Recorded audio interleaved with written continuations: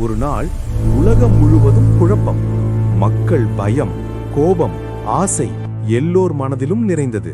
அந்த நேரத்தில் கைலாய மலையில் சிவபெருமான் அமைதியாக தியானத்தில் இருந்தார். தேவர்கள் கேட்டார்கள், எல்லாரும் இவ்வளவு கலக்கம், நீங்கள் மட்டும் ஏன் அமைதி?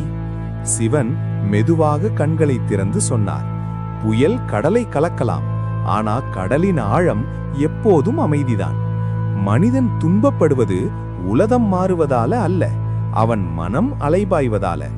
அந்த வார்த்தைகளுடன் சிவனின் மூன்றாம் கண் ஒளிர்ந்தது. அது கோபத்துக்காக அல்ல, அறிவுக்காக. சிவன் ஆகணும்னா உலகத்தை மாற்ற முயற்சி பண்ணாதீங்க, உங்க மனச அமைதியாக்க கத்துக்கோங்க. ஓம் நம சிவாய, ஓம் நம சிவாய, ஓம் நம சிவாய.